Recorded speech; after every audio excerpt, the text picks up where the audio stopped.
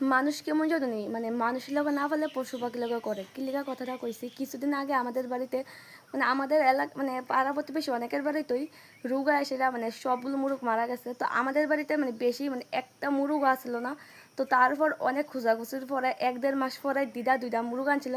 তো মুরগ দিয়ে বড় হয়েছে, বাচ্চাও দিছে, বাচ্চা দিকে অনেক বড় হয়েছে। তো কালকে হঠাৎ সকালে ভালো আসলো, বিকালেও ভালো আসলো, সন্ধ্যার একটু আগে দেখি মুরগ দিয়ে মইরা ফইরা রয়েছে। মানে এত খারাপ লাগছে মানে কি রকম মানে মুরগ জ্বালা মুরগের আমি বহি, কিন্তু যে সময় মানে মইরা ফইরা আসলো অনেকটাই খারাপ লাগছে।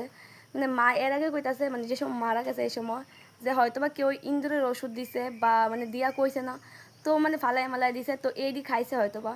তো মা যে সময় মানে বড় মুরগ 2টা আসলো, বাচ্চাটি তো মারা গেছে, তো এডির সবজিটি ফালা দিছে। তো যেই বড় মুরগ দেওয়া আসলো মানে দেহে যাইব তার লাগে মা কাটতে লাগছিল। তো কাঁদনের পরে যে গিলা থাকে গিলার মধ্যে দেখতেছে যে ইন্দুরের ওষুধের মতো মানে কালা কালা। তো ইন্দুরের ওষুধ তো অবভিয়াসলি কালা থাকে, তোমরা জানোই। তো মাও দেহটা কাটতে সেটা ইন্দুরের ওষুধ প্লাস মানে ভাই আসলো, তো ভাইও দেহটা ভাইও কইছে যে ইন্দুরের ওষুধই হইব। তো মানে মানুষ কেমন হইলে পারে, একবার তো কইলে ভালো হইলে যে হয়তো বা এদিকে দিছে না দিছে, মানুষের লোক না পারলে ওই পশু পাখির লোক করে। কি অবস্থা মানে